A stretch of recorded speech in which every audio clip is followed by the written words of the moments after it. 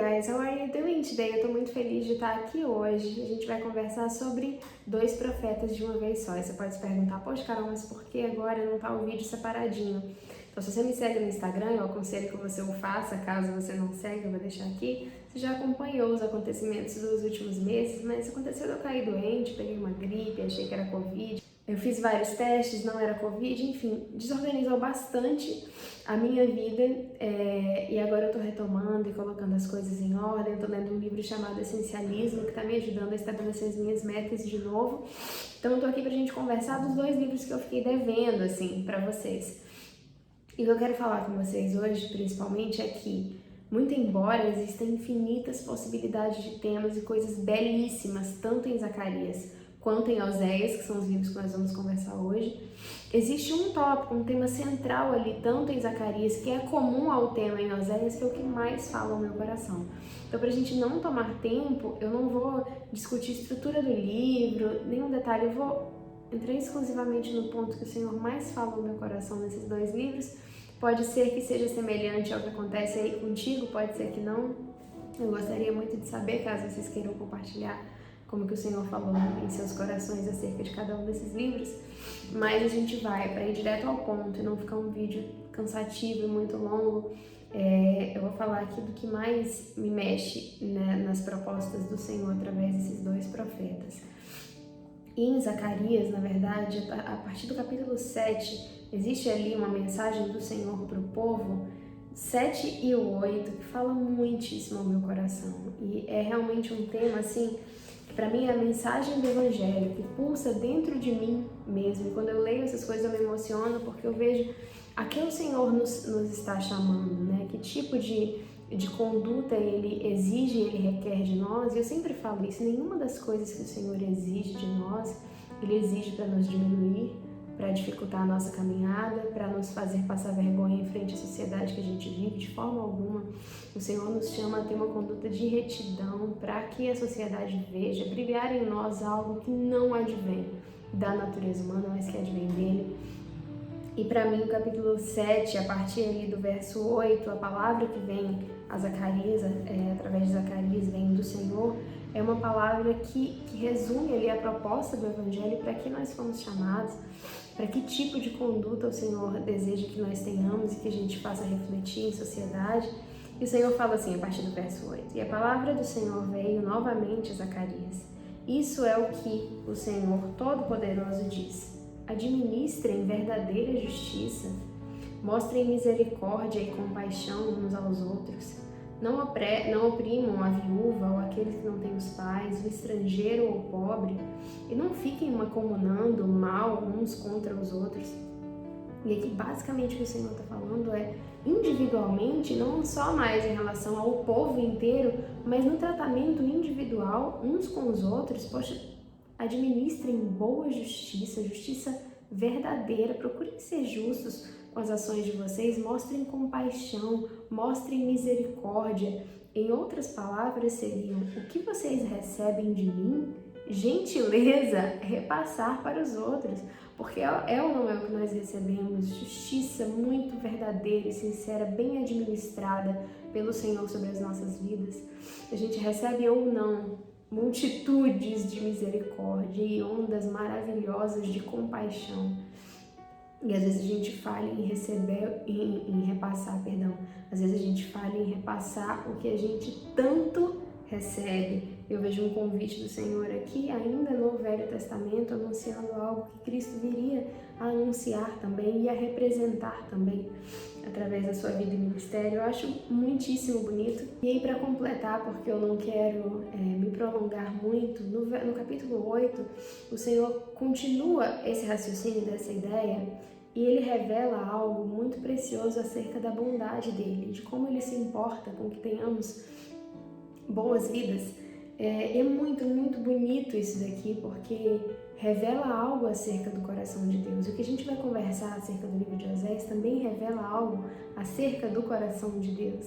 Então eu vejo 2 livros de profetas diferentes que revelam pra gente internalidades, coisas ali muito profundas acerca de como funciona o coração do Senhor nosso Deus. E para mim isso se destaca e grita e brilha muito mais do que qualquer outro tema no livro, muito embora esses dois livros tenham temas muito especiais. Mas no capítulo 8, o Senhor vai falando assim que no dia que o povo dele entender essas coisas e conseguir administrar a justiça, a compaixão e a misericórdia, e conseguirem reproduzir algo que vem dele, ele vai conseguir habitar com o povo dele novamente. E ele passa a descrever, isso é muito lindo, ele passa a descrever como serão as cidades, como serão as praças, as ruas, onde o povo dele há de viver. E ele fala assim, é isso que o Senhor dos Exércitos diz.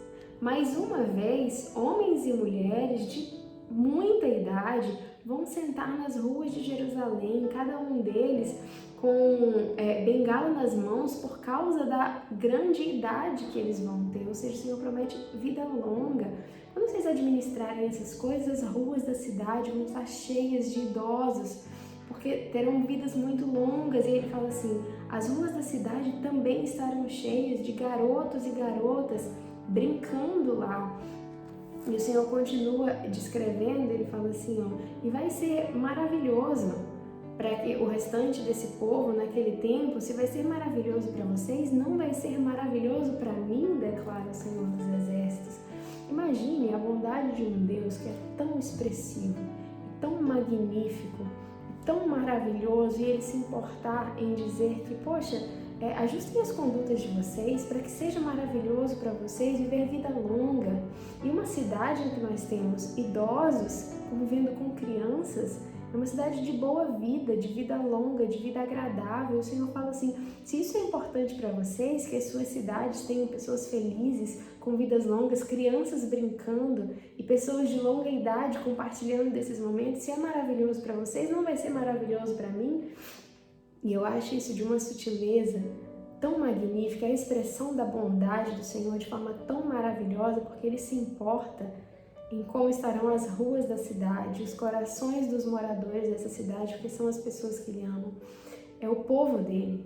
E isso para mim aqui traduz o coração do Senhor de uma forma tão maravilhosa, é tão palpável, é tão fácil de entender a expressão dessa bondade sobre as nossas vidas, que só nos constrange realmente a voltar lá e falar, poxa, eu preciso administrar a boa justiça, eu preciso demonstrar mais compaixão e mais misericórdia, porque eu tenho recebido isso e eu preciso dar, porque o Senhor verdadeiramente se importa comigo. E daí eu não vou me prolongar, eu vou deixar esse pedacinho de Zacarias para que vocês possam meditar nesse trecho tão bonito, capítulo 7, capítulo 8, vale a releitura. Eu vou passar direto para Oséias, para a gente não tomar muito tempo, porque Oséias é aí um dos meus livros de profeta preferidos, talvez ali junto com Malaquias, que é um livro que fala muitíssimo ao meu coração também.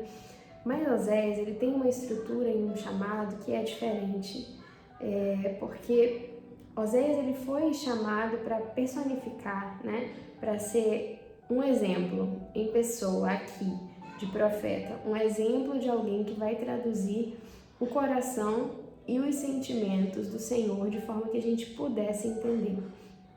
E a gente sabe, e o Senhor já tem nos dito que o homem entende às vezes mais a voz do homem do que a voz da divindade, do divino, a voz dele.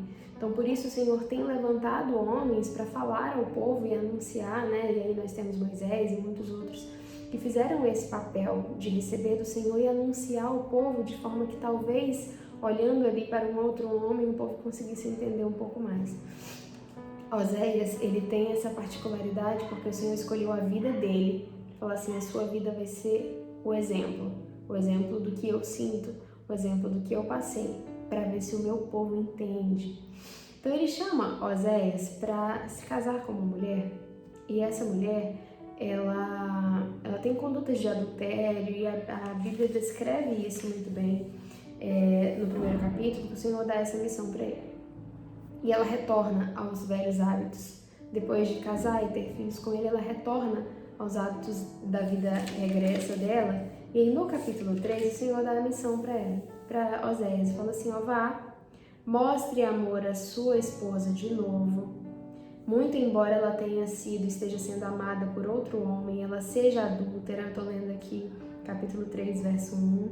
Ame-a assim como o Senhor ama Israel, muito embora eles também façam isso, como se fosse uma conduta de adultério, eles retornarem a outros deuses, muito embora eles me conheçam e eu os tenha amado. Então o Senhor dá a Oséias uma missão de fazer assim, o seu casamento e o seu retorno, a busca e o amor constante a sua esposa representa. A sua esposa adúltera representa o meu amor pelo meu povo. E Oséias veio viver através dessa missão, mas através desse profeta, com uma missão muito difícil, o Senhor falou coisas que nos revelam o profundo do coração dele. Então nós temos que ser gratos por termos um livro desse, um homem chamado para uma missão dessa, porque existe muito aqui dentro para nós.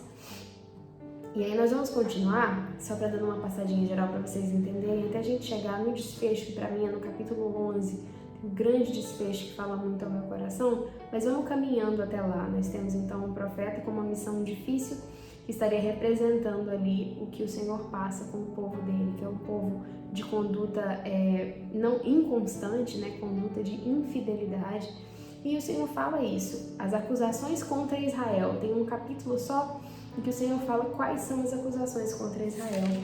E são acusações que a gente não pode hoje olhar a descrição de Israel, a gente não pode se dar o luxo de cometer ou de que as descrições a nosso respeito sejam as mesmas descrições acerca de Israel. Então lá no capítulo 4, o seguinte, estou abrindo aqui, o Senhor fala assim, não há em Israel, não há, a partir do verso 1, não há fidelidade, a mim não há amor, não há reconhecimento de que há o Senhor teu Deus na tua terra, vocês não reconhecem.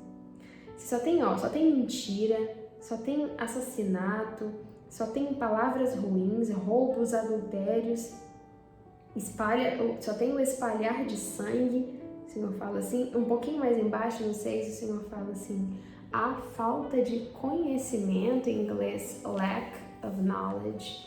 O Senhor está dizendo, falta conhecimento em vocês, falta compreensão, falta entendimento. São todas coisas que nós não podemos deixar acontecer conosco.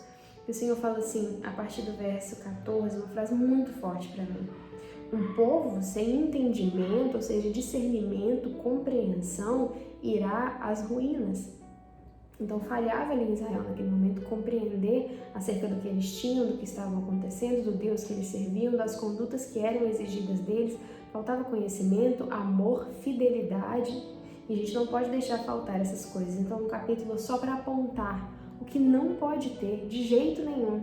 E aí depois que o Senhor faz todas essas acusações com relação às condutas de Israel, ele passa para o capítulo 6, em que talvez todos vocês conheçam um trecho de um conselho que Oséias deixa aqui, sendo inspirado pelo Senhor, um conselho do que nós deveríamos fazer, porque se o Senhor acusa Israel de falta de compreensão, discernimento, entendimento, e que falta nesse povo conhecimento, o que eles precisam então fazer para resolver isso?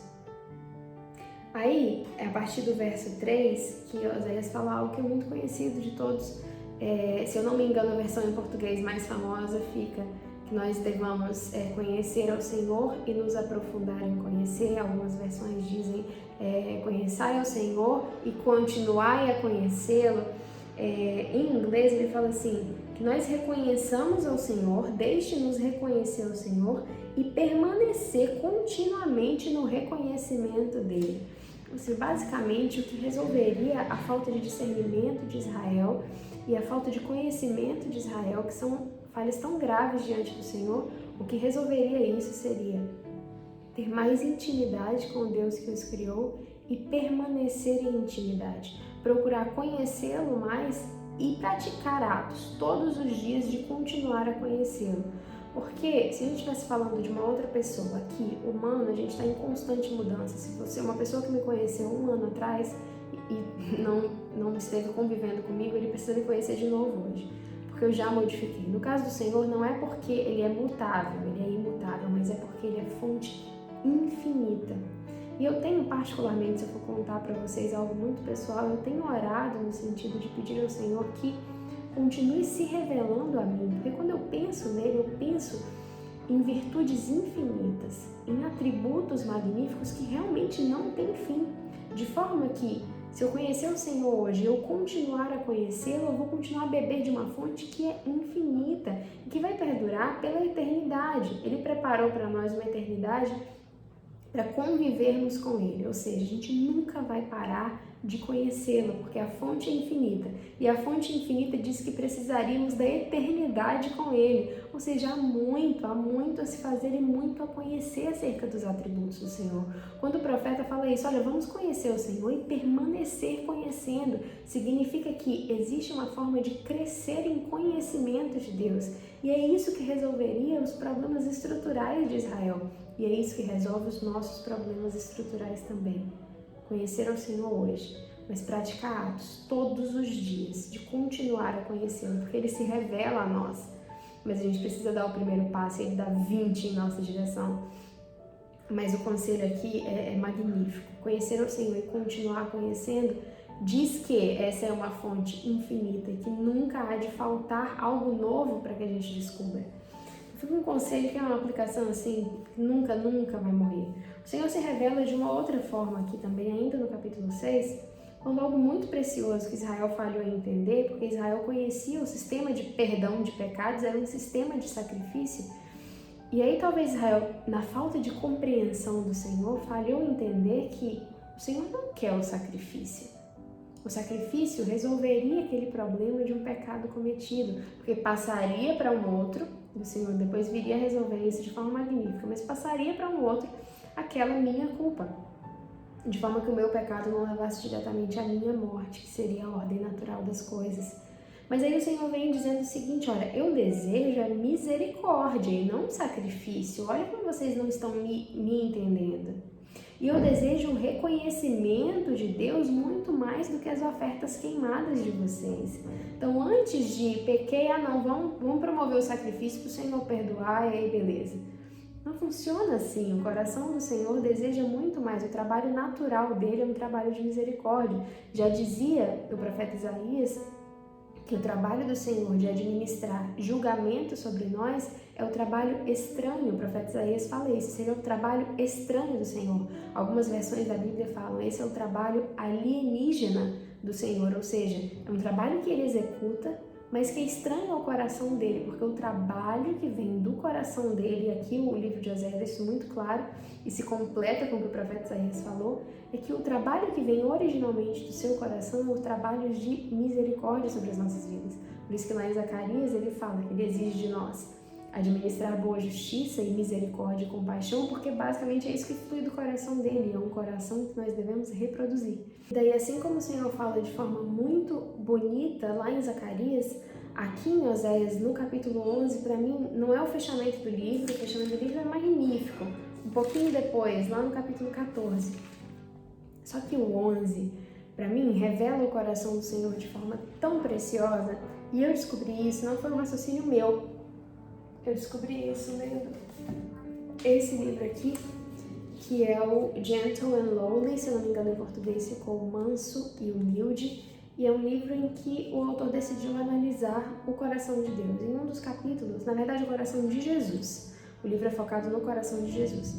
E aí, ao longo do livro, ele fala assim, para entender o coração de Jesus, é preciso entender o coração de Deus. E para entender o coração de Deus, ele pega um capítulo todo para analisar Oséias 11.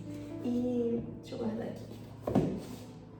E esse facilmente, quando eu li essas coisas e li o capítulo 11 de Oséias, que se chama O Amor de Deus por Israel, eu fiquei tão maravilhada com as coisas que eu descobri que facilmente se tornou um dos meus livros preferidos aí dos profetas. Mas o que o Senhor faz aqui é falar tudo que ele já fez por Israel como alguém que ama mesmo. E qual que é a consequência? A consequência desse amor no final. E o Senhor fala assim, ó, quando Israel era criança, eu a amei. E para tirar do Egito, eu chamei o meu filho. Mas muito mais do que eu tê-los chamado, eles ainda, quanto mais eu chamava, eles se afastavam de mim. E sacrificavam a outros deuses e adoravam imagens. Aí o Senhor fala assim, e é muito bonito. Não fui eu que ensinei Efraim a andar, que segurei Efraim pelos braços, e não fui eu que o curei, sendo que ele nem percebeu. A gente vê o coração do Senhor revelado escancarado. O nível de vulnerabilidade do Senhor Criador de todas as coisas nesse texto é absurdo. E eu fiquei impressionada e imaginei o Senhor realmente falando essas coisas. Não fui eu que te ensinei a andar, poxa, fui eu que te curei, te segurei pelos braços. Eu te amei desde que você era criança. Eu te chamei de meu filho e te tirei da escravidão. E é muito bonito, o Senhor continua falando. E aí, a partir do verso 8, a primeira vez que eu li isso daqui, eu chorei. Que o Senhor fala assim: portanto, tendo feito tudo isso, como eu poderia desistir de você, Efraim? Como eu poderia, Israel, te dar de mãos dadas, de mãos beijadas? Como eu poderia te tratar de qualquer jeito? Aí o Senhor fala assim: o meu coração está entretecido dentro de mim. Aqui, nessa versão, ele fala: meu coração está mudado. A compaixão do meu coração está elevada e eu não vou executar a minha raiva, né? Aqui ele fala raiva, em outras versões fala julgamento. Não vou executar o meu julgamento. E ele fala algo muito importante: porque eu sou Deus, eu não sou homem. Tá aí a diferença do amor que a gente sente nos nossos corações, e mesmo assim, às vezes outros sentimentos se elevam e a gente executa outras coisas, executa raiva, executa vingança, executa orgulho. E quando o Senhor fala: eu não vou executar o meu julgamento sobre vocês, muito embora por tudo que eu fiz vocês mereçam, porque eu sou Deus, eu não sou homem. E ele se apresenta onde está o contraste entre a humanidade e a divindade, o ser único e divino. E aí o Senhor fala assim também: eu sou o Santíssimo que está no meio de vós, e eu não vou ir contra as suas cidades. Então, o Senhor, e aí eu espero que vocês leiam o restante, porque é um capítulo muito bonito, mas estou destacando os meus pontos preferidos, em que o Senhor, realmente de coração muito aberto e muito vulnerável, ele fala sobre como com tanto carinho ele tem cuidado e o povo dele tem o abandonado. E ainda assim ele fala: mas como eu poderia desistir de você? Como eu poderia abrir mão de você? Eu sou Deus, eu não sou homem. E é por isso que eu não vou agir como vocês agem. Eu sou o Santíssimo no meio de vós. E aí no 6 o Senhor falou que o que ele ama é o reconhecimento. E a gente precisa ter esse reconhecimento de um santo, santo, santo no meio de nós. Habitando onde nós habitamos, junto, vivendo nos nossos corações. E por tudo que a gente tem recebido, é preciso ter esse reconhecimento de que há um ser santíssimo que escolheu viver conosco nos nossos corações, habitando no meio de nós, que é Deus, que não é homem.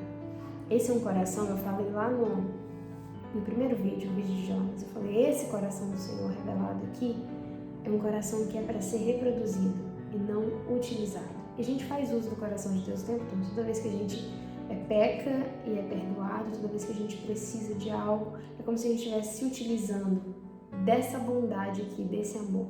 Mas isso daqui é para ser reproduzido. E volta lá no que Zacarias falou: administrem compaixão e misericórdia, porque é isso que vocês têm recebido. É preciso reproduzir esse coração do Senhor e não simplesmente se utilizar dele. E isso é o que mais fala no meu coração nesses 2 livros, que mais me chama a responsabilidade, a uma retidão de conduta. Eu acho que foi curtinho, não sei, só depois que eu vou descobrir quanto tempo ficou o vídeo, mas eu não queria me prolongar. Os livros têm outros temas diversos, outras coisas maravilhosas, mas eu queria que a gente focasse nisso para não tomar muito tempo. E vamos para uma dica prática para facilitar os estudos de inglês de vocês.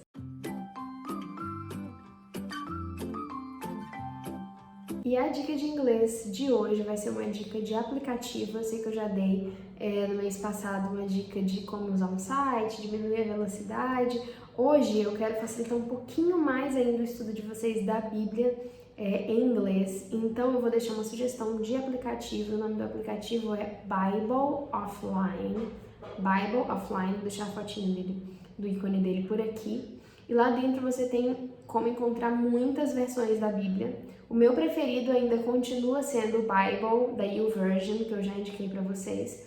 Mas esse tem uma versão da Bíblia que não tem no Bible, que é a BEB, Basic English Bible, que é uma versão básica da Bíblia em inglês.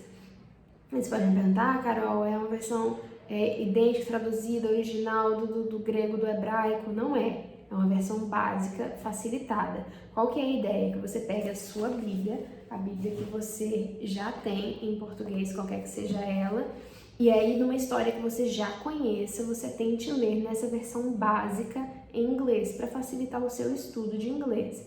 As minhas versões preferidas da Bíblia, traduzidas do hebraico e do grego para o inglês, continuam sendo a New International Version, nova versão internacional, e a ESV, English Standard Version. Aí são versões realmente traduzidas do original, não são versões facilitadas.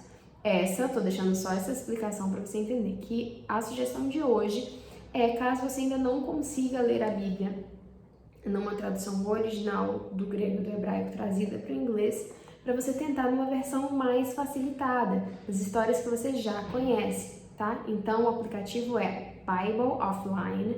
Lá você vai pesquisar a seguinte versão da Bíblia: Basic English Bible, B-E-B, que ela vai te dar aí uma versão da Bíblia facilitada em inglês, então vai ficar um pouco mais tranquilo para você começar, caso você não tenha começado ainda, as suas leituras da Bíblia em inglês. Tem lá os livros, eu dei uma olhadinha, a versão um pouquinho menos complicada, então é uma ferramenta bacana para você utilizar. Ler os seus salmos preferidos, aqueles que você já conhece. O livro de Marcos é um livro que eu indico, um evangelho que eu indico profundamente para quem quer começar a ler inglês. Eu tenho um post no Instagram só sobre os primeiros livros para você começar a ler a Bíblia em inglês. Dentre eles estão lá Jonas, que a gente já leu, tá Ruth, tá Marcos. Enfim, deixo aqui essas sugestões para vocês, uma fonte um pouco mais facilitada do texto em inglês para você se acostumar, até chegar aí numa The Jesus Bible ou numa outra versão originalzinha da Bíblia em inglês. Fica aí a sugestão para você dar os seus primeiros passos na leitura em inglês, tá bom? Esse é o vídeo de hoje, a gente se vê o mês que vem, na verdade esse mês ainda, né, para falar sobre a primeira carta de Pedro, também tá magnífica, um texto muito único, muito especial. Eu espero te ver lá. Um beijo e até a próxima.